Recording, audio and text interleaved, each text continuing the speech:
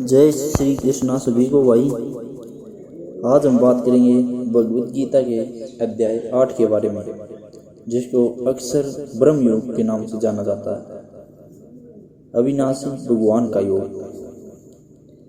यह अध्याय संक्षेप में कुछ महत्वपूर्ण शब्दों और अवधारणाओं का वर्णन करता है, जिनका उपदेशों में विस्तार से लिखे उल्लेख है। इसमें यह वर्णन भी किया गया है कि मृत्यु के पश्चात आत्मा के गंतव्य का निर्धारण किस प्रकार से होता है। देह का त्याग करते समय यदि हम भगवान का स्मरण करते हैं, तब हम निश्चित रूप से उसे पा लेंगे।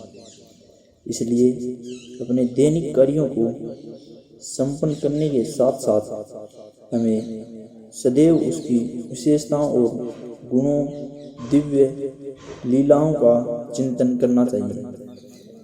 जब हम अन्य भक्ति से अपने मन को भगवान से पूर्णतः तल्लीन कर लेते हैं, तब हम भौतिक आयामों से परे आध्यात्मिक क्षेत्र में प्रवेश करते हैं। तत्पश्चात इस अध्याय में भौतिक क्षेत्र में स्थित कुछ लोगों की चर्चा की गई है। इसमें बताया गया है कि सृष्टि के चक्र में ये लोग और इन पर निवास करने वाले असंख्य प्राणी कैसे इनमें प्रकट होते हैं और प्रलय के समय पुनः अव्यक्त हो जाते हैं।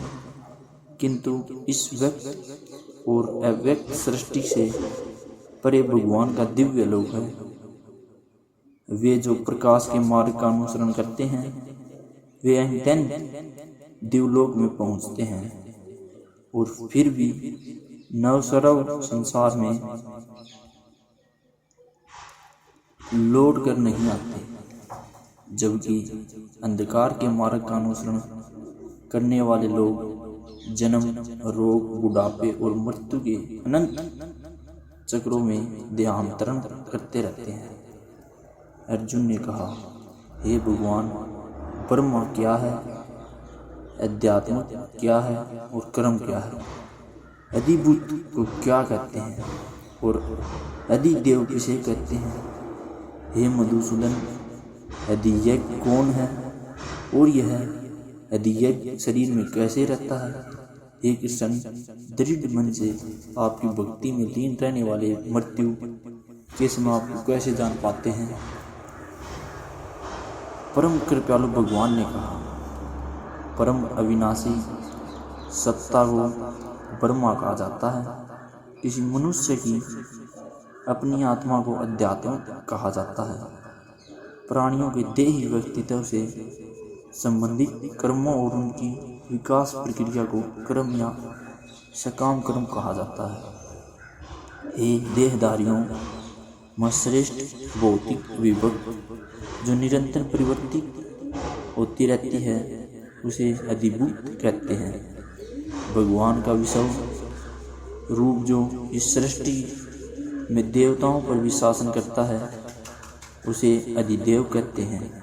सभी प्राणियों के हृदय में स्थित मैं परमात्मा अधियज्ञ या सभी यज्ञों का स्वामी कहलाता हूँ। वे जो शरीर त्यागते समय मेरा स्मरण करते हैं, वे मेरे पास आएंगे। इस संबंध में निश्चित रूप से कोई संदेह नहीं है। एक कुंती पुत्र, मृत्यु के समय शरीर छोड़ते हुए मनुष्य जिसका स्मरण करता है, वह उसी गति को प्राप्त होता है, क्योंकि वह सदैव ऐसे चिंतन में लीन रहता है। इसलिए सदा मेरा स्मरण करो और युद्ध लड़ने के अपने कर्तव्य का भी पालन करो। अपना मन और बुद्धि मुझे समर्पित करो, तब तुम निश्चित रूप से मुझे पालोगे। इसमें कोई संदेह नहीं है। हे पार्थ, अभ्यास के साथ जब तुम अविचलित भाव से मन को मुझ रोस्तम भगवान के स्मरण में लीन करते हो, तब तुम निश्चित रूप से मुझे पालोगे। भगवान सर्वज्ञ, आदिपुरुष, नियंता, सूक्ष्म से सूक्ष्मतम, सबका पालक, अज्ञानता के सभी अंधकारों से परे और सूर्य से अधिक तेजवान है और चिंतनीय दिव्य स्वरूप के स्वामी है। मृत्यु के समय जो मनुष्य योग के अभ्यास द्वारा शिथिल मन के साथ अपने प्राणों को भोगों के मध्य स्थित कर लेता है और दृढ़तापूर्वक पूर्ण भक्ति से दिव्य भगवान का स्मरण करता है, वह निश्चित रूप से उन्हें पा लेता है। वेदों के ज्ञाता उसका वर्णन अविनाशी के रूप में करते हैं। महान तपस्वी ब्रह्मचर्य व्रत का पालन करते हैं और उनमें स्थित होने के लिए सांसारिक सुखों का त्याग करते हैं। मैं तुम्हें इस मुक्ति के मार्ग के संबंध में संक्षेप में बताऊंगा। शरीर के समस्त द्वारों को बंद कर मन को हृदय स्थल पर स्थित करते हुए और प्राणवायु को सिर पर केंद्रित करते हुए मनुष्य को दृढ़ योगी चिंतन में स्थित हो जाना चाहिए। जो देह त्यागते समय मेरा स्मरण करते हैं, वह पवित्र अक्षर ओम का उच्चारण करते हैं, वह परम गति को प्राप्त करेगा। हे पार्थ, जो योगी अनन्य भक्ति भाव से सदैव मेरा चिंतन करते हैं, उनके लिए मैं सरलता से सुलभ रहता हूँ, क्योंकि वे निरंतर मेरी भक्ति में तल्लीन रहते हैं। मुझे प्राप्त करना महान आत्माएं फिर कभी इस संसार में पुनर्जन्म नहीं लेती, जो अनित्य और दुखों से भरा है, क्योंकि वे पूर्ण सिद्ध प्राप्त चुकी होती हैं।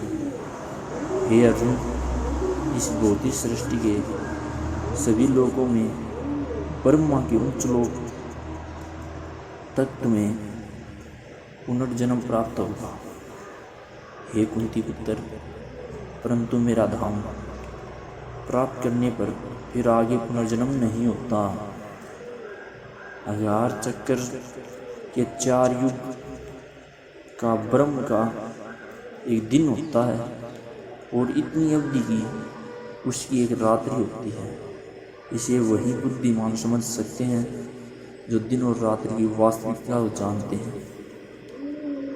ब्रह्मा के दिन के शुभारंभ पर सभी जीव अव्यक्त अवस्था से व्यक्त होते हैं और रात्रि होने पर पुनः सभी जीव अव्यक्त अवस्था में लीन हो जाते हैं। ब्रह्मा के दिन के आगमन के साथ असंख्य जीव पुनः जन्म लेते हैं और ब्रह्मांडीय रात्रि आने पर अगले ब्रह्मांडीय दिवस के आगमन पर स्वतः पुनः प्रकट होने के लिए विलंब हो जाते हैं।